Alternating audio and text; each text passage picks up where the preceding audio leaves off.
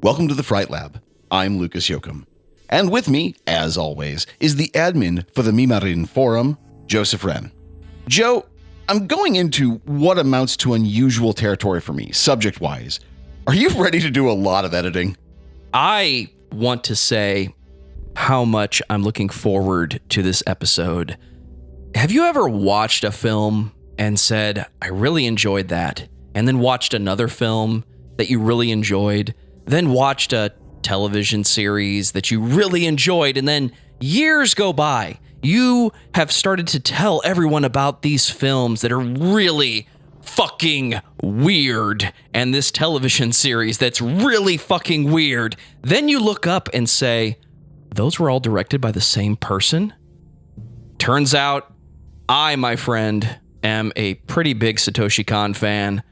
How are you tonight, all of you gruesome people? Welcome to the Fright Lab. I know it's been a few weeks, but we're back for more, and I'm always prepared to do the editing, Lucas, because sometimes it needs to happen. We're going to get it right. I have faith in your ability as a orator, as a narrator, and as a writer. That's my last tour joke of the evening. Got it. Works for me. All right. So before we get started, content warning around tonight's films. They feature some pretty explicit sexually violent imagery. We will not be discussing those incidents in any detail at all. But if you're not okay with that sort of thing, we get it. We understand. Just skip this episode. I'm not a big anime fan. I don't hate anime. Far from it, actually.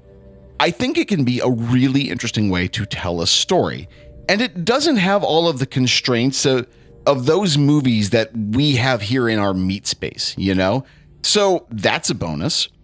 But like so many other forms of media, anime is mostly just not my thing. I don't like most action films or comedies, so, maybe that's just not so surprising. But every so often, there is a particular set of films or TV shows or a creator that somehow transcends the boundaries there. Many people who are fans of anime like Studio Ghibli and films directed by Miyazaki. You know the type. But in the horror world, the best known anime creator to cross over the media barrier is Satoshi Kon. On tonight's episode, I want to talk about the best known of Kon's work and the mechanics of those films. We're also going to touch on some of his less explicitly horror works and why horror fans should seek those out too. Kon's influence can be felt in some non-anime ways, in ways that we will mention later on. Satoshi Kon is kind of the David Lynch of anime. This isn't a new idea. It's been noted plenty of times by people both professionally as well as in just the anime fan base. There's a few reasons why that's a common comment, though, and I think that's a really brilliant way to start this conversation. We need to discuss a trend in art that frames both Lynch's works and the most popular of Kon's works as well. That trend is surrealism. So let's fall down that rabbit hole, shall we? In not being a typical anime fan, I just don't know a lot about it. I know remarkably little about it as a media and as a kind of umbrella genre. I also know remarkably less about the philosophical underpinnings of surrealism. So I admit that I am a little overwhelmed in trying to explain all of these things somewhat at once. Suffice it to say that this has been a real learning experience. Writing this episode has broadened my horizons substantially. You're welcome. I think there has always been a subconscious desire to teach something as well as keeping up my own education. The Fright Lab might not have as many Bunsen burners, but it is dedicated to improving our lives like any laboratory. So where do we begin with this discussion of surrealism? When you hear someone describe things as surreal, they mean that it's weird or unexpected inside of a particular context. And while that's a not unfair use of the word, it's limited. It's actually missing some pretty specific points and implications. The Museum of Modern Art in New York, aka MoMA, has a predictably good definition. Quote, Surrealism was an artistic, intellectual, and literary movement led by the poet André Breton from 1924 through World War II. The Surrealists sought to overthrow the oppressive rulers of modern society by demolishing its backbone of rational thought. To do so, they attempted to tap into the, quote, superior reality of the subconscious mind, unquote. So that's a good place to begin. The Park West Gallery offers this point about it, which kind of helps to flesh out the above-listed idea. A fundamental aspect of the Surrealist movement is a mode of expression called automism, which involves the act of automatic or uncensored recording of the thoughts and images that emerge into an artist's mind. With a focus on tapping into involuntary thought processes and interpreting dreams, Surrealist artwork is not limited to a specific artistic style or technique. Here again, we fall into a point that I have made so many times before on this show, and that is the power phantasmagoria. For those who are just now tuning in, that's a series of images that are unusual or dreamlike. Typically, we say that a film has a phantasmagoric element when it uses explicitly weird imagery or an unusual visual style to make a point. And before the joke is cracked, yep, the movie Phantasm is very phantasmagoric. It's weird, dreamlike, horrific, and it partly works because it's just fucking strange. With that tangent out of the way, Surrealism, as our definition tends to express, is more than just weird. It's meant to call upon the subconscious, that proposed part of our mind that isn't operating on rational terms. The mind beneath our mind is where dreams and nightmares occur, and that barely perceptible details of our living lives are sorted out. Surrealism is an art movement not of the mind, André Breton said in his 1924 Manifesto of Surrealism. He puts it fantastically. It is not the fear of madness which will oblige us to leave the flag of the imagination furled. Surrealism seems to be ultimately looking to harness the creative power of the subconscious mind, and seems to be the ultimate source of our creativity, I think. I admit, it's heady stuff and it confuses even me, and I'm probably not the smartest person in the room, so make of that what you will.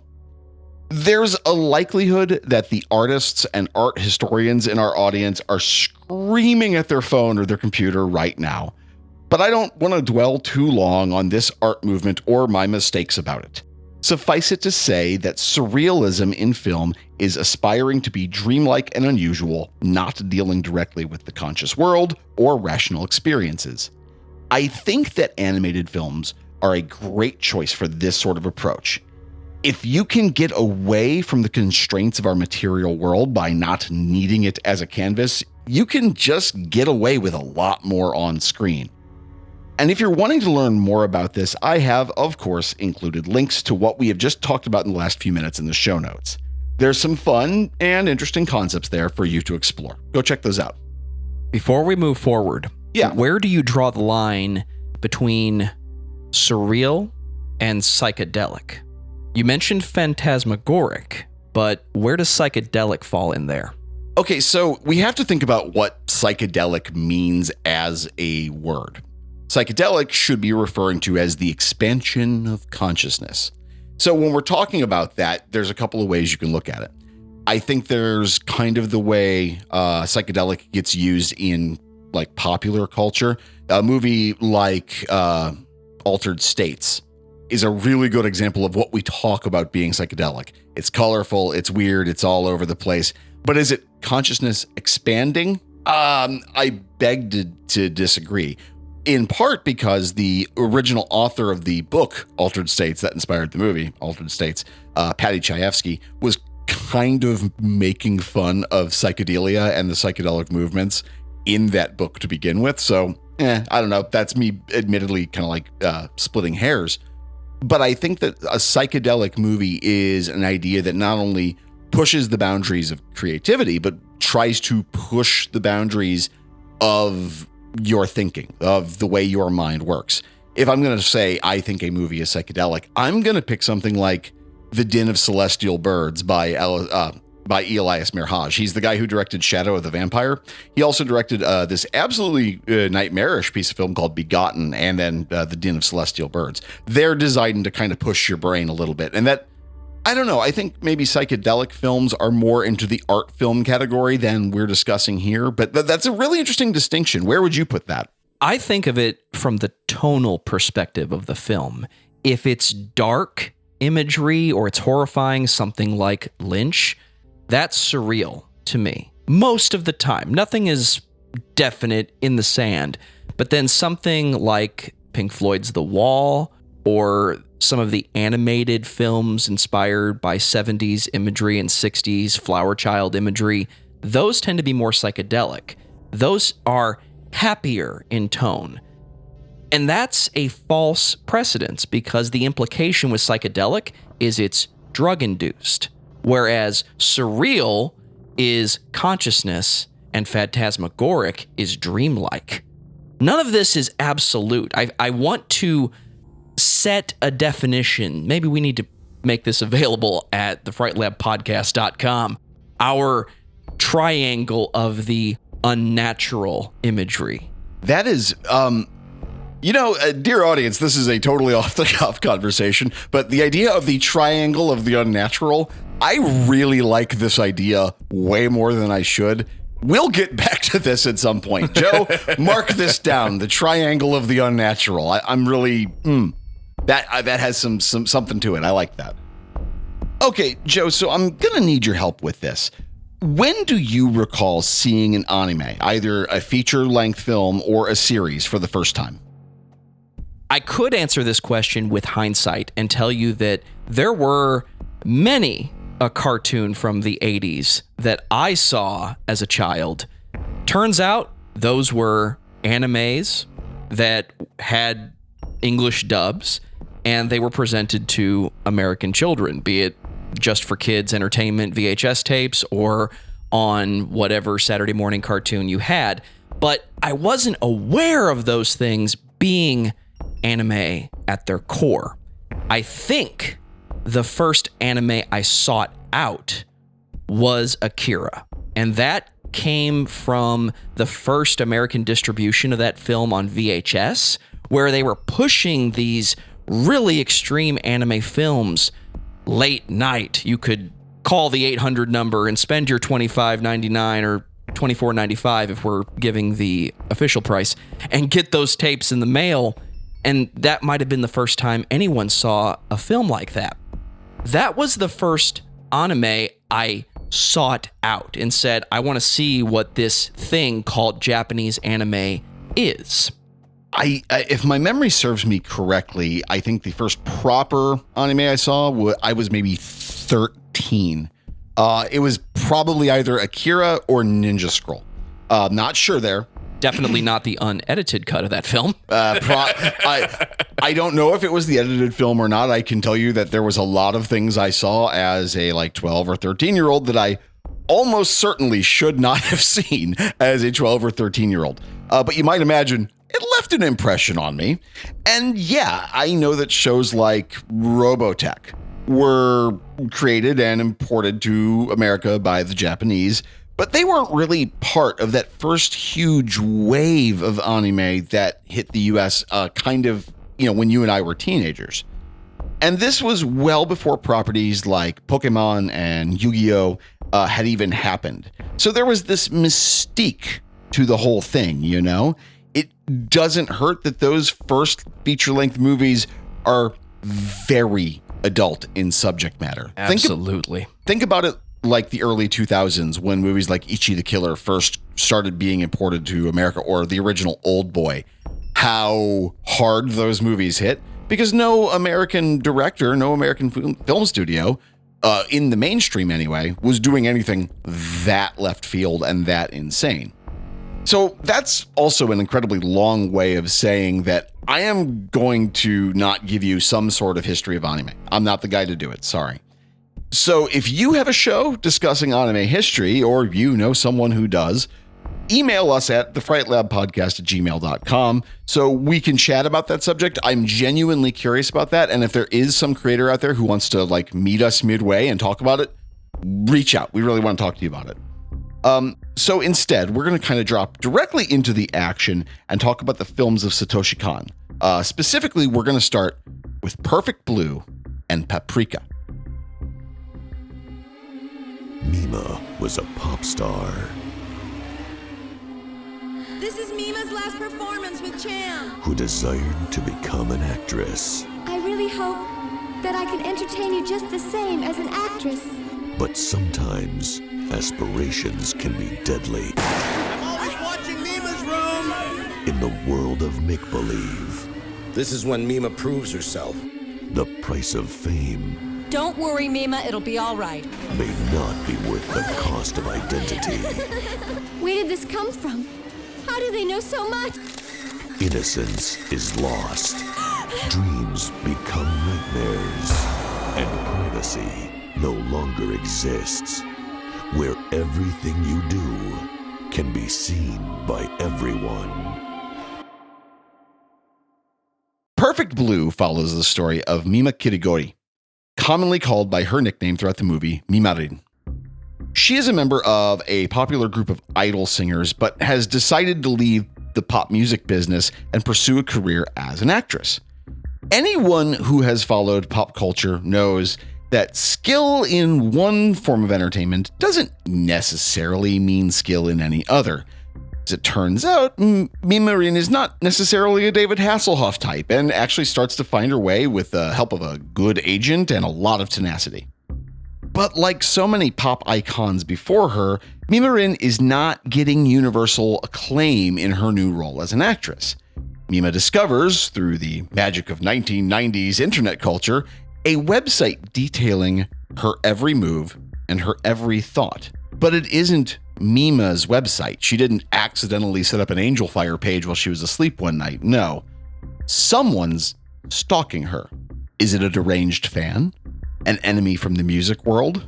Or has Mimarin been dealing with some unidentified mental disorder? Is she aware of what she's doing? This plot would be interesting enough without having Satoshi Kon's distinct thing happening here. Instead of opting for a linear timeline and depiction, we slip in and out of Mimarin's tortured private life and her increasingly strange public behavior. It's not until the climax of the film that you really learn what's happening to her, since the film is constantly slipping in and out of different perceptions. For me, it immediately evokes David Lynch's Inland Empire, which is, well, at nearly 3 hours in length, it's a challenging film, even for die-hard Lynch heads like me. It has that Lynchian feeling of never really letting you know what's real and what's fantasy. It feels, at times, like some sort of upsetting dream. And as disjointed as it sounds, Perfect Blue is generally really popular. I won't belabor this point, but it gets an 8 out of 10 rating on IMDb, which is no small feat. And as a funny aside, Lynch's Inland Empire gets under a 7 out of 10 on IMDb. I think that might have something to do with Inland Empire being mostly just upsetting and disjointed, while Perfect Blue has a mostly coherent ending along with being upsetting and disjointed. It's also one of the films that really got pushed by Encore and Stars and the Action Channel back in the day, where every night, or at least later in the week, there was something anime late at night, 9:30 onward. And if it was a film, it was amazing. And I know we didn't get into this earlier, but that's where the majority of my anime started, was with those movie channels. And Perfect Blue was absolutely one of those films that I saw. And I think because it was distributed on premium cable, that's one of the reasons why it's so popular. It's one of the weirdest films a lot of people have seen, and it has a very good, ahead of its time theme that Satoshi Kon does not let go of. He very much gives his opinion with his stories, and a lot of it has come by the way, unfortunately. You know, the interesting thing there that no one really talks about Perfect Blue and a lot of Satoshi Kon stuff. Like I hear, film critics and anime critics and weirdos like me say it, but I just don't see it in the mainstream nearly enough for my liking anyway. Satoshi Kon's a good filmmaker, like just flat out good filmmaker. I think had he chosen something outside of the animated world, he would be regarded as one of the best of his generation, honestly. And I think a movie like Perfect Blue, it doesn't hurt the fact that for when it came out, which early 90s, if memory serves me correctly, early mid 90s, it looks great. The animation in it is not as dated as you might imagine. Sure, like the early 90s internet stuff it is what it is. I find it charmingly dated, but it's very much a product of its era. And it very much looks good for that time period, which then brings us to Paprika. Oh man, where do you even begin talking about Paprika? 1, 2, 3.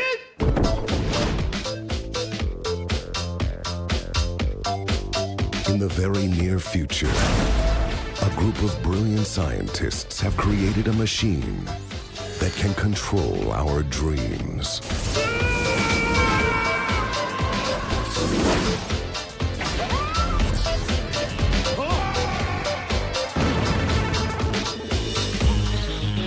But now, the device is missing. To solve the mystery and save humanity, she must stop the dream terrorists from altering our minds.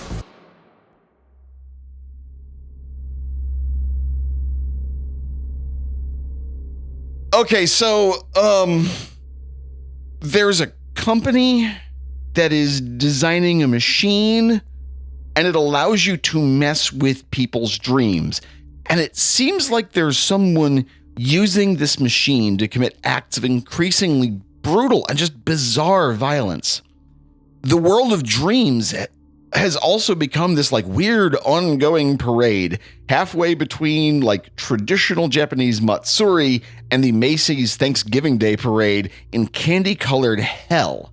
Finally, there is the titular Paprika, a sort of dream art terrorist who continues to engage with our protagonists throughout the run line of the film.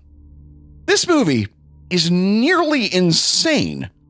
I attempt to watch it one night not that long ago, like half awake, and it was just a disaster.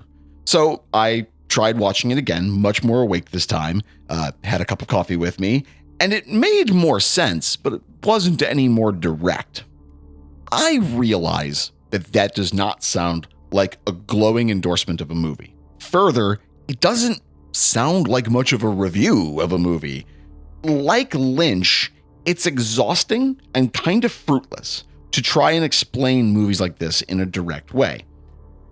At the core, Paprika is a whodunit kind of movie, an ongoing conflict in the dream world of increasing danger. And you might be thinking to yourself, well, this sounds kind of like Christopher Nolan's Inception, doesn't it? I would argue that it's impossible to argue that Inception wasn't influenced by Paprika. If it wasn't, then it's an absolute shock, since there are scenes in Inception that appear to me to basically pull inspiration, if not direct shots, from Paprika. I've included in the show notes an article from Film School Rejects about this point, and you should go check it out. It's a cool article. Unless, of course, someone from Satoshi Kon's universe used a dream technology thing to invade Christopher Nolan's dreams, right? And then that way, oh God, what am I talking about? Do you see what Satoshi Kon's movies do to you? You don't see the fire department, right? Just checking. South Park reference. I gotta go. Anyway, all manic jokes aside, Paprika and Perfect Blue are the most concentrated and best received of Kon's darker works. The nonlinear storytelling, imaginative visual style, dreamlike atmosphere, along with the underlying like paranoia and fear, it's a very specific vibe. And that vibe is a powerful, nearly unique thing in the world of horror, I think. As I stated earlier, I don't know that much about anime. Maybe there is a whole hidden world of horror anime that I am just not aware of. I did try to watch a series called Boogie Pop Phantom years ago, but I genuinely didn't understand any of it at the time. It's spooky as hell, but apparently it's a part of like a bigger set of anime shows that I've never seen or much less even heard of, but seems like you can sort of get away with a lot in an anime series, such as Satoshi Kon's Paranoia Agent. I have to do this. Do it. I've been waiting for this for a very long time, my friend. There's something so wrong about this theme in context with the rest of the show, but it is a damn good song, actually. There are so many bits that he puts in the title sequence and the ending sequence.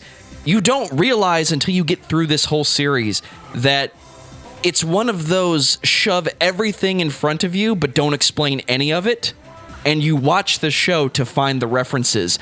Done most recently by Rick and Morty.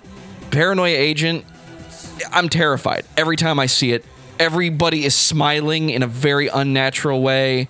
It's dreamlike. It's intentionally supposed to set you on edge. But the music is so nice. And in some regards, Paranoia Agent is just more Perfect Blue and Paprika, right? There is something to be said for the films that came first. Much like Lynch with Twin Peaks, is this what happens when you give Satoshi Kon a television contract and a budget and say, tell us your sequential story and tie it all back together? Because I don't think this series works as a film. So, unless you want to do a 10-hour film. I think that Paranoia Agent works more because it is a long-form story, right? It's split across this massive cast of characters, and the whole Satoshi Kon thing, quote-unquote, is fully on display. Ambient dread, non-linear stories, you get the idea. Shocking violence, unexplained events at every turn. It's a Satoshi Kon thing. As we've been talking, I first learned about Paranoia Agent from our intrepid co-host, Joe. You're welcome. And I need your substantial gifts, sir, to help me explain more of the overall experience of Paranoia Agent. Like you said earlier, this very interesting point that everyone is smiling in this wholly unnatural way, the entire film. There are moments in the film, or I'm sorry, in the series rather, where you would think like, oh, okay, we're about to get a fairly normal, straightforward story about who the up until now villain of this series has been, who's only been on screen a grand total of about 9 minutes. And also, oh, here's this neat story about this woman who's apparently doing sex work, and it's weirdly touching. And oh, wait, nope, all unwholesome and terrifying again. Got it. Joe, let me just ask you a single question. What the fuck is going on in Paranoia Agent? I was lucky the first time I saw this series. I don't always catch something from the beginning, but I was extremely lucky. I don't know if I was looking for Cowboy Bebop to be on that night, or if something else was supposed to be on at 9 o'clock, 10 o'clock, whatever time I saw this. But Paranoia Agent was there. And I caught it from the beginning. That Adult Swim logo kicked in. I heard that theme music and said, what is this? What is going on is a near masterful, if not perfect attempt at telling a Perfect Blue-like story, but adding as many character impacts and stories and backstories to it, because he's trying to say what is going on is somebody in a position of celebrity had to tell a lie, and how that lie impacts not just them, but everybody around them is felt by this film. Well, it's kind of a butterfly effect thing, isn't it? You know, in the chaos theory idea, the butterfly effect, a butterfly flaps its wings in South America, scaring a herd of animals, which causes microscopic shifts in wind patterns, and that wind pattern causes it to rain instead of being sunny in New York. It's very much one person does one thing. It's a drop in the bucket. It shouldn't be that big of a deal, but that one drop in the bucket causes this massive chain event of then this happens, then this happens. I mean, dear audience, look at your life. At some point, there was this microscopic shift somewhere, or maybe huge shift. Sometimes we all don't get lucky and just get a subtle life. But there was a shift somewhere, and then 9 years later, you're looking back going, oh, that's where all this started. It sounds, to me, I think Paranoia Agent's a really great way of talking about that butterfly effect. And it's encouraging the watcher, not just to... It's not this penultimate thing about this is how you should live your life.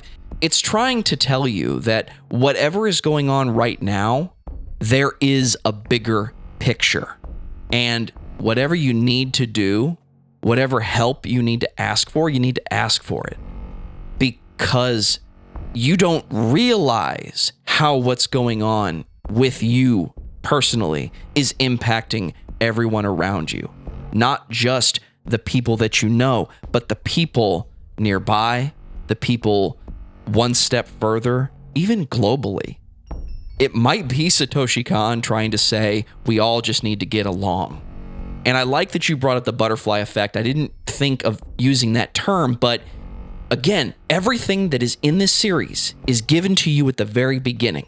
Almost like Quentin Tarantino, but not the jumping back and forth to tell you different pieces of the story, but a very interesting character is seen many times throughout the series, almost the muse of the series. And I've never taken the time to translate, but there's an old man with some sidewalk chalk. It's one of the first things you see, and he is doing some type of global physics equation. He may have, in fact, solved the universe, which I think is an implication later in the series, if you remember the Magic Act. But it really did illustrate how there is a solution to this puzzle, though the puzzle is complex. Fast forward, go through all the steps you have. How does this lie that we talked about impact the police, the people around her, the gossip that comes from people telling stories? You have implications of people telling stories because they want to fit in with the group, not necessarily because they have something to contribute. There is multiple personalities touched on in this, and these are themes that he has touched on before, but he hasn't done it the way he does it in this film. Even some of those really disturbing things you told the audience we weren't going to talk about, oh, they're in here. And I encourage you to just grab hold of the reins and see it through to the end, because the 12, 13 episodes, I believe it's 12, that you're going to get, or 16, I have to really need to look at my series. It all runs together in my head, and that's how much I enjoy it. You really need to just grab a hold and take the ride. You couldn't do this as a film unless you wanted to do a serial type film. They might be able to pull this off in live action today, but man, you'd have to stick to some of these themes. And it's not so hidden that by the time you see the ending, you can't rewatch it, because I rewatch it at least once a year. I love this series. Well, at the beginning of the episode, I mentioned that I wanted to talk about one more film, and it's bookending this next to Paranoia Agent is kind of a weird one. I also said that the movie I wanted to discuss, it's a film from Kon's filmography that isn't exactly horror or expressly horrific.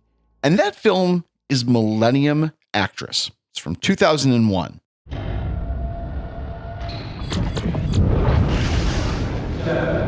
6, 5, 4, 3, 2, 1, 0. 一目あの人に会いたいんです。これよりそなたは未来永劫恋の炎に身を焼く定め。一番大切なものを開ける鍵さ。教えてください。あの人は今どこに？いつか約束した場所で。 I can't believe that you're bookending this episode with the earliest film in his timeline. Well, hear me out. The plot of Millennium Actress is the most simple of the works I have discussed tonight. A famous film studio's original sets and backlot are being torn down. As a result, a film historian and his videographer are going to interview a famous actress who left the industry and became something of a recluse. She had been one of the studio's biggest stars and was an icon of Japanese film, so this is the interview of a lifetime, right? What our interviewer is not prepared for is the wild ride they are about to experience, one that will change his life and reveal just oh so many secrets. So that doesn't sound all that scary, right? And it isn't, horrifying the way Perfect Blue is horrifying. But I have to say that Millennium Actress is one of the most moving films I have seen in years. Sure, it is a Satoshi Kon joint, so there's nonlinear storytelling and elements of shifting identities that happen throughout. Millennium Actress also uses some classic horror movie tropes throughout the movie, and that's why I wanted to represent it here. You see parts of Japanese history also represented throughout the movie, and they're done by way of in-movie movies, like they're the plots of films that the Millennium Actress herself was in. You see what I mean? That is Satoshi Kon's whole thing. He is constantly fucking with the way you have to talk about things. Anyway, you see like samurai-era costume dramas with scary Japanese folklore twists in them. You also see the lingering effects of World War II in the immediate post-war period throughout a number of sections of the movie. And for a horror buff like me, who is also a history buff, that's something I find really gut-churning. And the story really shows our titular actress living as a young woman throughout that part of the war. Again, moving stuff. Okay, so Millennium Actress has horror elements and concepts baked in, but more importantly, it shows that Kon was just the spooky, weird anime guy. Millennium Actress is beautiful and heartfelt, along with being twisty and dreamlike. The ambiance of the movie doesn't allow you to be comfortable at any point, which makes the heartfelt emotional sequences even more like hard-hitting and gut-churning. There's a theme of love lost and love unrequited that runs throughout the entire movie. It's something you don't see ever really discussed in horror very much. And honestly, I kind of think we're worse off for that. I think love is a hard thing to talk about amidst the blood and guts, but I kind of wish there were more of that in a way. Joe, are you a fan of Millennium Actress? Absolutely. Not the first film I saw from Satoshi Kon. That was Perfect Blue. I've spent the least amount of time with Paprika because, as you said, it's a mind fuck. And you really have to be open to the story and the tone of that film because it's challenging you. Most of his films, if not all of them, are challenging you, the viewer, to think about how you live your day-to-day life and how you handle yourself in relationships and conversation. And I think Millennium Actress is very unique.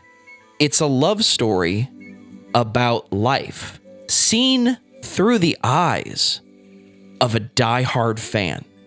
You have an opportunity to sit down with this woman who you believe to be number one in all things television and film.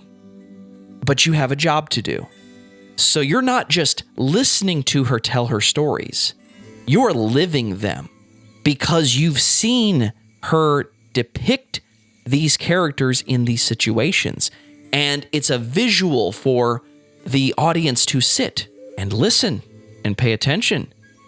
But it's also subtly reminding you not to discard people who have been here longer than you, because some of those conversations are the most important ones you can have.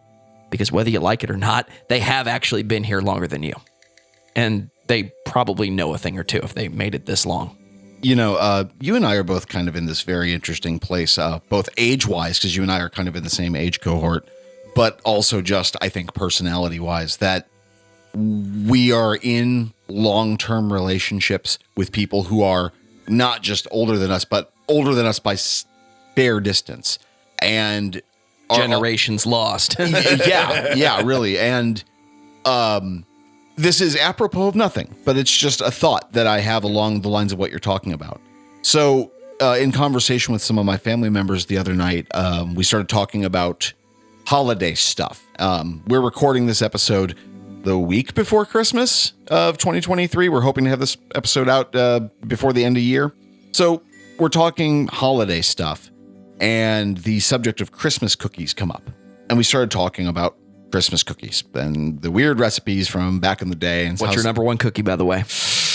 Oh, fuck, Joe, don't put me on that spot, please. At Christmas time. At Christmas time. I'm a simple guy. Give me my sugar cookies with a little bit of the colored sugar on top and the patterns.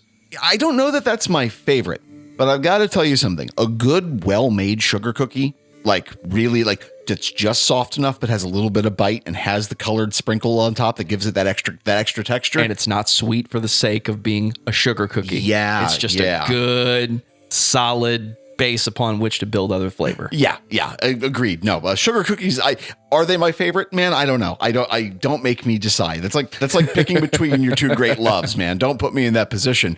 But no, good sugar cookie. Well, before this becomes the cookie cast, no, you and I, we're in that relationship with people older than ourselves. So learning old family recipes from some of my family members has actually been really interesting, and getting copies of those recipes. Many of them are recipes from people I never met, who were dead long before I was born, or lived, right up at that point where I was first born and have no memories of them, So it's actually, your comment about following someone who was here before you, or following someone who has this long history, and not just learning their history, but if only for a moment, living their history and learning, again, not that just their history, but the link in the chain backwards in their history. I don't know. It's a moving thing for a guy like me. And yeah, I don't know. Where were we? Right. So surrealism seems like a strange palette for modern cinema, right?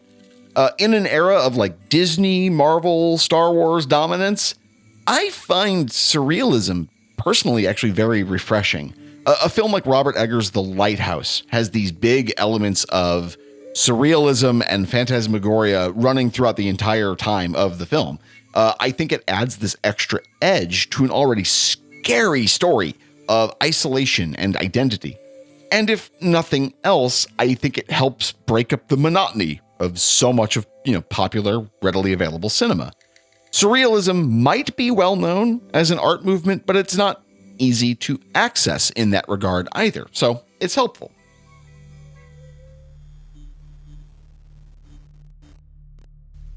There's a need in the world for the works of Satoshi Kon, David Lynch, and Robert Eggers. Surrealists wield a scalpel that cuts through so much of the noise of modern art. Satoshi Kon sadly passed away in 2010 after a short but intense bout of cancer. I genuinely think that we lost a really vital voice in the world of cinema when that happened. Like so many other artists who leave the world just entirely too soon, I genuinely wonder what he might have accomplished had he lived to this day. He was a pretty young guy. It would not surprise me if, in the next 20 years, we go on to see Satoshi Kon on that same list as Akira Kurosawa or Takashi Miike, for whatever that's worth. I know that I spend a lot of time on this podcast talking about movies that no one has seen. Perfect Blue might be the best known of Satoshi Kon's films, but I doubt your parents have seen it, At the top of the episode, I commented how directors like Miyazaki have cracked into the cultural mainstream. I've also brought up shows like Pokemon, which is undoubtedly a pop cultural giant. so long as we have access to media from across the globe, I think we'll continue to see really brilliant things surface more and more, and they'll be happening more and more in American pop culture. But what about horror, right? Well, about 6 or 8 months ago, I saw Baskin, a genuinely nightmarish horror film. I referenced it in conversation to someone who is decidedly not a horror fan, and they immediately pointed out 2 things. 1, it's just not surprising they hadn't heard about it because I'm the guy talking about it. 2, a Turkish horror movie in America? Weird. Surprise. I don't know that I'm ever going to do an episode about Baskin, and I don't know that I can recommend that you go watch Baskin. I think it's streaming on Shudder at this point. If you're into that kind of thing, it's a rewarding film. It is, shall we say, not for everybody. But, you know, we horror nuts, we know better. We know that good horror comes from all over. I genuinely look forward to seeing what happens next as the next big horror anime film. I also am looking forward to finding out what you think. Is Perfect Blue the best piece of Satoshi Kon's output? And what are some other horror anime films I should check out? And where will the next big horror boom come from? I've been watching a lot of stuff from Southeast Asia recently. Joko Anwar, you're a bad, bad man. So let us know. Talk to us. Reach out to us at thefrightlabpodcast@gmail.com or give us a follow on the Letterboxd app at FrightLabPod. So we're thinking about jumping ship. Twitter, as we know, is mostly dead, so we're not really dealing with that anymore. We are, however, on Discord. Joe, can you tell our fans where they can find us on Discord? As always, there will be a link in the show notes. That's discord.frightlabpodcast.com. Also, we've started an Instagram feed for the show, fright_lab_pod. Again, let us know what we should be talking about or things you want to hear about, or tell us what we're doing right. Tell us what we're doing wrong. We want to talk to you guys. Joe, would you kindly let our audience know where they might find your other podcasting endeavors? As always, if you're a fan of all things heavy metal, hard rock, hardcore, doom and gloom, you need to be listening to all of the podcasts we are creating at discussmetal.com. We talk about heavy metal topics. We talk about your favorite bands, my favorite bands. I was hanging out with John and AJ from the Nerf Herder Council a couple weeks ago. We talked about Violent Night. It was very fun and very absurd. I didn't know how much I could enjoy a film about Bad Santa doing a Die Hard, to steal a quote from Rick and Morty. You missed out, my friend. I'm going to get you to watch that movie eventually. I want to hear from all of you. Join the Discord server. That's where the conversation is happening, and that's where we want to keep this going. You heard Lucas say it, the frightlabpodcast@gmail.com. We want to hear from you. What I need right now, take out your phone, scroll to the left, the right, the up, the down. Find the place where you get to leave the 5-star review or the thumbs up, and let us know how we're doing with this podcast. We have been doing this for a little over a year now, and there's so many good episodes, so many obscure horror films. One thing we're going to be doing more in 2024, more films you've heard of. Unless you are an absurdly in the weeds dark horror fan and you know all of these absurdly dark horror films that most people have not heard. But that's what I'm hearing. I'm hearing not just the absurd and the obscene, but can you guys talk about Alien? That's a scary movie, right? I think we're going to do a little more of that. Not only that, Lucas, calm down. Okay. He sees me scowling from across the studio, so that's what the mirror's for. So, just something I want to say. Just 2023 has been one of the weirdest fucking years of my life. But it's also been a great year, and one of the real highlights of this year has been this podcast, and knowing that we get new listeners every week, and that people are checking us out. You know, indie media, it's a slow uphill climb. It takes a lot of work, but we love indie media. We love indie artists. If you are doing something different, if you're doing horror music or a horror-themed podcast, or you've got your own indie horror joint that you're getting ready to unleash upon the world, we want We want to know. We've got to see it, and we want to talk to you about it. You want to get there fast, go alone. But you want to get there right, go with a team. We're building that team. And, as always, The Fright Lab is written and conceptualized by me, Lucas Yoakum. Mr. Joseph Wren is our co-host and producer, and you can find us on Apple Podcasts, Spotify, Stitcher, wherever you download your podcasts. We are there. Let your family and friends, coworkers, worst enemy, your doctor, they need to know about the show. We appreciate each and every single one of you, and we will talk to you again very soon. Are you indeed a pop idol, Lucas? No comment.